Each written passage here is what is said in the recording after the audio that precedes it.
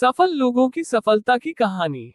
यहाँ पढ़े कुछ सफल लोगों की सफलता की कहानी। 1. इंदिरा नूई। ऐसे समय में जहाँ भारतीय लड़कियों को केवल शादी करने के लिए पर्याप्त सिखाया जाता था, इंदिरा नूई सभी बाधाओं को तोड़ रही थी और दुनिया को जीतने की तैयारी कर रही थी। नूई ने विज्ञान में स्नातक की डिग्री के साथ अपना करियर शुरू किया और दुनिया के सबसे बड़े निगमों में से एक पेप्सिको की पहली महिला सीईओ बनी। उन्होंने व्यवसाय और कॉर्पोरेट जगत में कई भारतीय महिलाओं के लिए मार्ग प्रशस्त किया। आइए इंदिरा नूई और उनकी अविश्वसनीय सफलता की कहानी के बारे में अधिक पढ़ें। इंदिरा नूई के बारे में। इंदिरा नूई पूर्व विवाह इंद्र कृष्णमूर्ति का जन्म 28 अक्टूबर 1955 को तमिलनाडु के मद्रास या चेन्नई शहर में हुआ था। वो एक प्रसिद्ध भारतीय अमेरिकी व्यवसायी हैं, जिन्होंने बहुराष्ट्रीय निगम पेप्सिको के पूर्व अध्यक्ष 2007-19 और मुख्य कार्यकारी अधिकारी या सीईओ 2006-18 के रूप में कार्य किया है। इंदिरा नूई का अद्भुत करियर। इंदिरा नूई ने कम उम्र में काम करना शुरू कर दिया था और उनमें जितना संभव हो उतना ज्ञान प्राप्त करने और जीवन को ऊंचा उठाने के लिए दृढ़ विश्वास था। इंदिरा नूई ने भारत में अपने करियर की शुरुआत जॉनसन एंड जॉनसन और मेटूर बेडसेल के लिए एक उत्पाद प्रबंधक के रूप में की, जो एक कपड़ा कंपनी है। उन्होंने अमेरिका में येल स्कूल ऑफ मैनेजमेंट में भाग लेने के दौरान बूज एलन हैमिल्टन के साथ एक ग्रीष्मकालीन इंटर्नशिप भी पूरी की। 1980 के बाद नूई ने अगले 6 वर्षों के लिए बोस्टन कंसल्टिंग ग्रुप के लिए एक रणनीति सलाहकार के रूप में कार्य किया। बाद में उन्होंने मोटोरोला इंक के लिए कॉर्पोरेट रणनीति और योजना के उपाध्यक्ष और निदेशक के रूप में काम किया। बाद में वह इंजीनियरिंग फर्म असा ब्राउन बोवेरी अब ऐप के लिए काम करने लगी। पेप्सिको। इंदिरा नूई 1994 में पेप्सिको में कॉर्पोरेट रणनीति और विकास के वरिष्ठ उपाध्यक्ष बने। वो 2001 में कंपनी के अध्यक्ष और मुख्य वित्तीय अधिकारी सीएफओ बने। अक्टूबर 2006 में उनकी कड़ी मेहनत, दूरदर्शिता, रणनीतिक संरेखण और व्यावसायिक अनुभव ने उन्हें जीत दिलाए। सीईओ का शीर्षक और अगले वर्ष वह बोर्ड की अध्यक्ष भी बनी।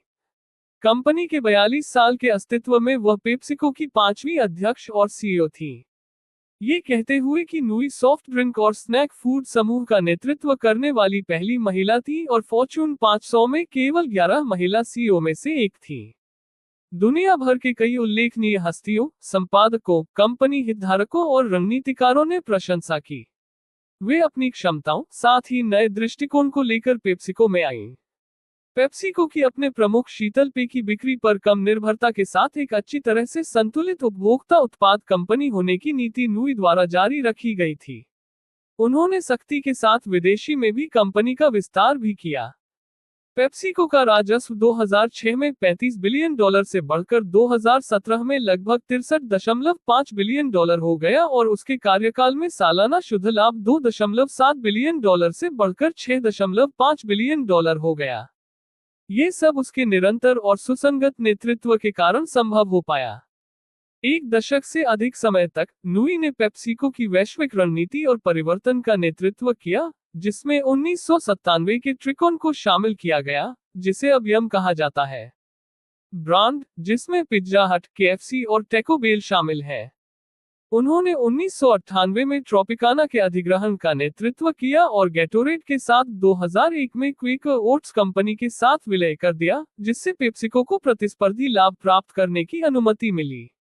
6 अगस्त 2018 को नूई ने सीईओ के रूप में कदम रखा और 3 अक्टूबर को 22 साल के पेप्सिको के एक दिग्गज रेमन लागोर्ता, जो निदेशक मंडल में भी शामिल हुए, ने उनकी जगह ली। दूसरी ओर नूई 2019 की शुरुआत तक कंपनी के अध्यक्ष बनी रही। वह वर्तमान में अमेजन और अंतर्राष्ट्रीय क्रिकेट परिषद के निदेशक मंडल की भी सदस्य भी है।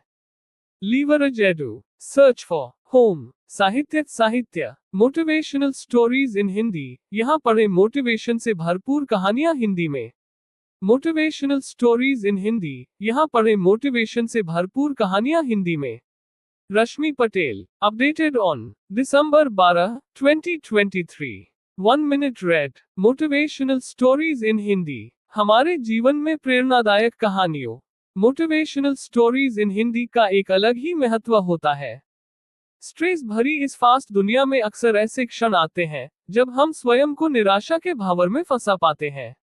ऐसे में लगभग हर किसी को मोटिवेशन की जरूरत पड़ती ही है, चाहे वह किसी के बोले गए प्रेरक शब्द या कहीं लिखे प्रेरक वाक्य या फिर प्रेरणादायक कहानियां। मोटिवेशनल स्टोरीज इन हिंदी हमें निराशा के उस भावर से बाहर निकालकर नए जोश का संचार करती है। आज के इस ब्लॉग के माध्यम से हम आपको कई सारे उदाहरण के साथ मोटिवेशनल कहानियां, प्रेरक कहानी हिंदी में पढ़ने के लिए मिलेंगी। Trust quotes in Hindi. This blog includes motivational story. क्या होती है मोटिवेशनल स्टोरी? क्या होती है हिंदी मोटिवेशनल स्टोरी? 1. आखिरी प्रयास। सीख। 2. शिकंजी का स्वाद। सीख। 3. शार्क और चारा मछलियां। सीख। 16 सफल लोगों की सफलता की कहानी। 1. इंदिरा नूई। इंदिरा नूई के बारे में। इंदिरा नूई का अद्भुत करियर। पेप्सिको। उपलब्धियां और मान्यता। 2. Nelson Mandela. नेल्सन मंडेला दक्षिण अफ्रीका के रंगभेद विरोधी hero.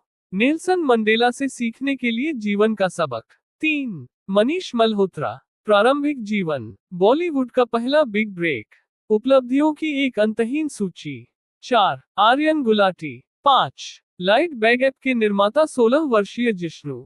6. Steve Jobs. 7. JK Rowling. 8. Michael Jordan. 9. Walt Disney. 10. Colonel Sanders. 11. Henry Ford. 12. Stephen King. 13. Thomas Edison. 14. Dhiru bhai Ambani. 15. Steven Spielberg. 16. Ranjeet Ramachandran की संघर्ष की कहानी। रंजीत रामचंद्रन की संघर्ष की कहानी में खुलासा करने वाला दिन के उजाले में रात का सपना।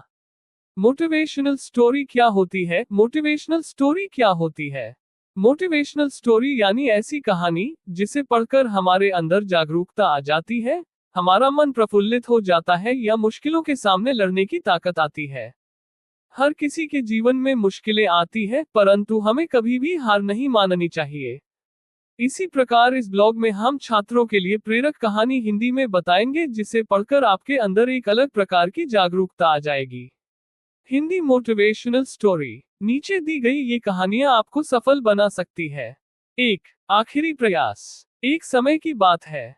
एक राज्य में एक प्रतापी राजा राज करता था।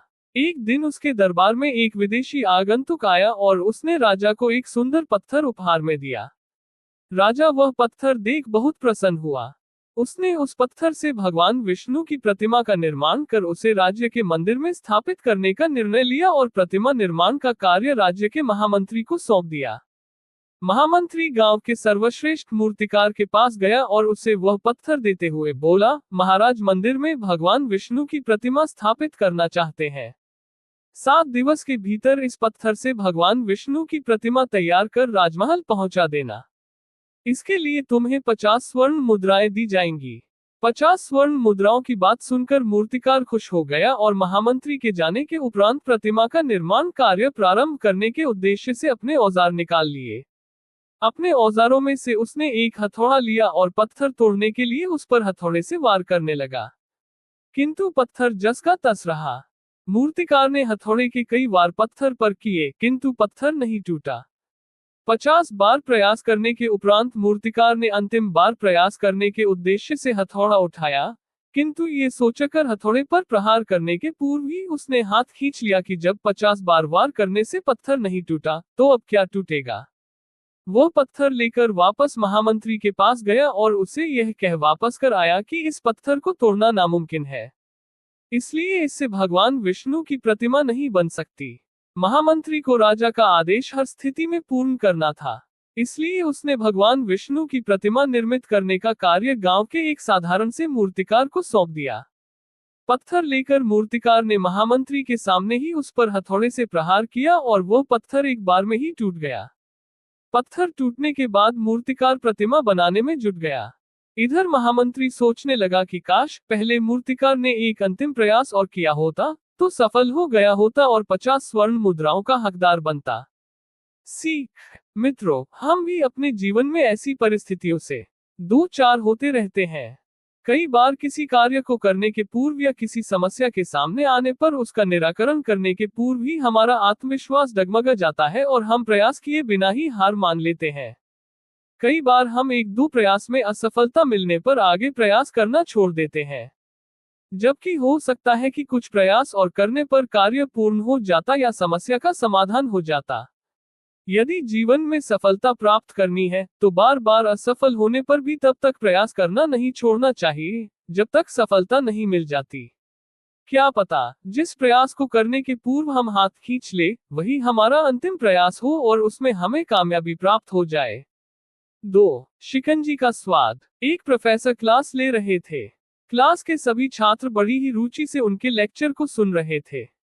उनके पूछे गए सवालों के जवाब दे रहे थे। लेकिन उन छात्रों के बीच कक्षा में एक छात्र ऐसा भी था जो चुपचाप और गुमसुम बैठा हुआ था।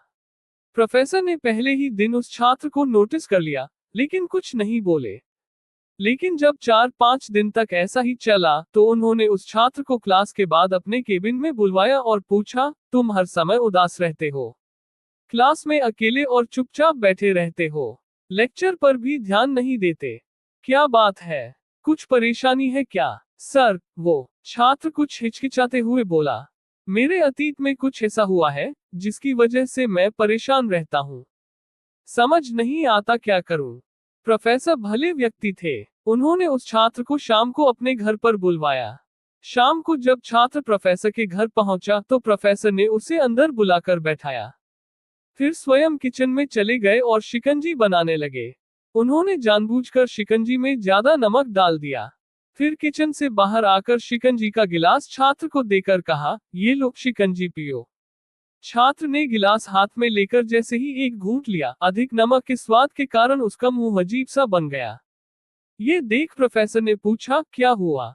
शिकंजी पसंद नहीं आई? नहीं सर, ऐसी बात नहीं है, बस शिकंजी में नमक थोड़ा ज्यादा है। छात्र बोला, अरे अब तो ये बेकार हो गया, लाओ गिलास मुझे दो, मैं इसे फेंक देता हूँ। प्रोफेसर ने छात्र से गिलास लेने के लिए अपना हाथ बढ़ाया, लेकिन छात्र ने मना करते हुए कहा, नहीं सर, बस नमक ही तो ज्यादा है, थोड़ी चीनी और मिलाएंगे तो स्वाद ठीक हो जाएगा। ये बात सुन प्रोफेसर गंभीर हो गए और बोले, सही कहा तुमने, अब इसे समझ भी जाओ, ये शिकंजी तुम्हारी जिंदगी है, इसमें घुला अधिक नमक तुम्हारे अतीत के बुरे अनुभव हैं। जैसे नमक को शिकंजी से बाहर नहीं निकाल सकते, वैसे ही उन बुरे अनुभवों को भी जीवन से अलग नहीं कर सकते। वे बुरे अनुभव भी जीवन का हिस्सा ही है। लेकिन जिस तरह हम चीनी घोलकर शिकंजी का स्वाद बदल सकते हैं, वैसे ही बुरे अनुभवों को भूलने के लिए जीवन में मिठास तो घोलनी पड़ेगी ना। इसलिए मैं चाहता हूं कि तुम अब अपने जीवन में मिठास घोलो। प्रोफेसर की बात छात्र समझ गया और उसने निश्चय किया कि अब वह बीती बातों से परेशान नहीं होगा। सीख, जीवन में अक्सर हम अतीत की बुरी यादों और अनुभवों को याद कर दुखी होते रहते हैं। इस तरह हम अपने वर्तमान पर ध्यान नहीं दे पाते और कहीं न कहीं अपना भविष्य बिगाड़ लेते हैं।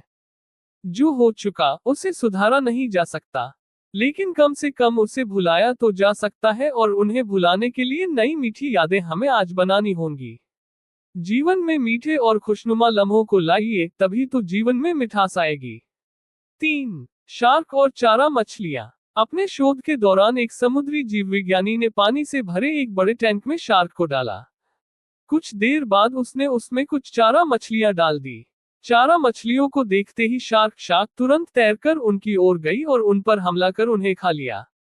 समुद्री जीव विज्ञानी ने कुछ और चारा मछलियां बेट फिशेस टैंक में डाली और वे भी तुरंत शार्क का आहार बन गईं।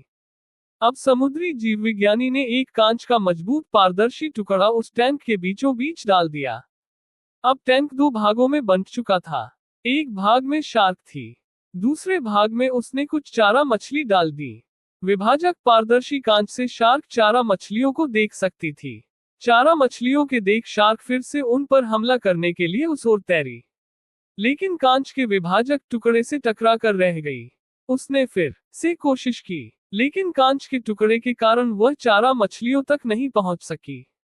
शार्क ने दर्जनों बार पूरी आक्रामकता के साथ चारा मछलियों पर हमला करने की कोशिश की, लेकिन बीच में कांच का टुकड़ा आ जाने के कारण वह असफल रही।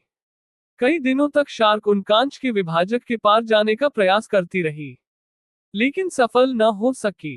अंततः थक हारकर उसने एक दिन हमला करना छोड़ दिया और टैंक के अपने भाग में रहने लगी। कुछ दिनों बाद समुद्री जीव विज्ञानी ने टैंक से वह कांच का विभाजक हटा दिया, लेकिन शार्क ने कभी उन चारा मछलियों पर हमला नहीं किया क्योंकि एक काल्पनिक विभाजक उसके दिमाग में बस चुका था और उसने सोच लिया था कि वह उसे पार नहीं कर सकती। सीख, जीवन में असफलता का सामना करते करते कई बार हम अंदर से टूट जाते हैं और हार मान लेते हैं। हम सोच लेते हैं कि अब चाहे कितनी भी कोशिश कर लें, सफलता हासिल करना नामुमकिन है और उसके बाद हम कभी कोशिश ही नहीं करते। जबकि सफलता प्राप्ति के लिए अनवरत प्रयास आवश्यक है। परिस्थितियां बदलती रहती हैं, इसलिए अतीत की असफलता को दिमाग पर हावी न होने दें और पूरी लगन से फिर मेहनत करें। सफलता आपके कदम चूमेगी। Student quotes in Hindi. 16 सफल लोगों की सफलता की कहानी। यहाँ पढ़े कुछ सफल लोगों की सफलता की कहानी। 1. Indira Nooyi. Motivational stories in Hindi. Source Wikipedia. ऐसे समय में जहां भारतीय लड़कियों को केवल शादी करने के लिए पर्याप्त सिखाया जाता था, इंदिरा नूई सभी बाधाओं को तोड़ रही थी और दुनिया को जीतने की तैयारी कर रही थी। नूई ने विज्ञान में स्नातक की डिग्री के साथ अपना करियर शुरू किया और दुनिया के सबसे बड़े निगमों में से एक पेप्सिको की पहली महिला सीईओ बनी। उन्होंने व्यवसाय और कॉर्पोरेट जगत में कई भारतीय महिलाओं के लिए मार्ग प्रशस्त किया। आइए इंदिरा नूई और उनकी अविश्वसनीय सफलता की कहानी के बारे में अधिक पढ़ें। इंदिरा नूई के बारे में। इंदिरा नूई पूर्व विवाह इंद्र कृष्णमूर्ति का जन्म 28 अक्टूबर 1955 को तमिलनाडु के मद्रास या चेन्नई शहर में हुआ था। वो एक प्रसिद्ध भारतीय अमेरिकी व्यवसायी हैं, जिन्होंने बहुराष्ट्रीय निगम पेप्सिको के पूर्व अध्यक्ष 2007-19 और मुख्य कार्यकारी अधिकारी या सीईओ 2006-18 के रूप में कार्य किया है। इंदिरा नूई का अद्भुत करियर। इंदिरा नूई ने कम उम्र में काम करना शुरू कर दिया था और उनमें जितना संभव हो उतना ज्ञान प्राप्त करने और जीवन को ऊंचा उठाने के लिए दृढ़ विश्वास था। इंदिरा नूई ने भारत में अपने करियर की शुरुआत जॉनसन एंड जॉनसन और मेटूर बेटसेल के लिए एक उत्पाद प्रबंधक के रूप में की, जो एक कपड़ा कंपनी है। उन्होंने अमेरिका में येल स्कूल ऑफ मैनेजमेंट में भाग लेने के दौरान बूज एलन हैमिल्टन के साथ एक ग्रीष्मकालीन इंटर्नशिप भी पूरी की। 1980 के बाद नूई ने अगले 6 वर्षों के लिए बोस्टन कंसल्टिंग ग्रुप के लिए एक रणनीति सलाहकार के रूप में कार्य किया। बाद में उन्होंने मोटोरोला इंक के लिए कॉर्पोरेट रणनीति और योजना के उपाध्यक्ष और निदेशक के रूप में काम किया। बाद में वह इंजीनियरिंग फर्म असा ब्राउन बोवेरी अब ऐप के लिए काम करने लगी। Motivational poems in Hindi. PepsiCo. Indira Nooyi 1994 में पेप्सिको में कॉर्पोरेट रणनीति और विकास के वरिष्ठ उपाध्यक्ष बने। वो 2001 में कंपनी के अध्यक्ष और मुख्य वित्तीय अधिकारी सीएफओ बने। अक्टूबर 2006 में उनकी कड़ी मेहनत, दूरदर्शिता, रणनीतिक संरेखण और व्यावसायिक अनुभव ने उन्हें जीत दिलाए सीईओ का शीर्षक और अगले वर्ष वह बोर्ड की अध्यक्ष भी बनी। कंपनी के 42 साल के अस्तित्व में वह पेप्सिको की 5वीं अध्यक्ष और सीईओ थी। ये कहते हुए कि नूई सॉफ्ट ड्रिंक और स्नैक फूड समूह का नेतृत्व करने वाली पहली महिला थी और फॉर्च्यून 500 में केवल 11 महिला सीईओ में से एक थी। दुनिया भर के कई उल्लेखनीय हस्तियों, संपादकों, कंपनी हितधारकों और रणनीतिकारों ने प्रशंसा की। वे अपनी क्षमताओं, साथ ही नए दृष्टिकोण को लेकर पेप्सिको में आईं। पेप्सिको की अपने प्रमुख शीतल पेय की बिक्री पर कम निर्भरता के साथ एक अच्छी तरह से संतुलित उपभोक्ता उत्पाद कंपनी होने की नीति नूई द्वारा जारी रखी गई थी। उन्होंने सख्ती के साथ विदेशी में भी कंपनी का विस्तार भी किया। पेप्सिको का राजस्व 2006 में $35 बिलियन से बढ़कर 2017 में लगभग $63.5 बिलियन हो गया और उसके कार्यकाल में सालाना शुद्ध लाभ $2.7 बिलियन से बढ़कर $6.5 बिलियन हो गया। ये सब उसके निरंतर और सुसंगत नेतृत्व के कारण संभव हो पाया। एक दशक से अधिक समय तक नूई ने पेप्सिको की वैश्विक रणनीति और परिवर्तन का नेतृत्व किया, जिसमें 1997 के त्रिकोण को शामिल किया गया, जिसे अब यम कहा जाता है।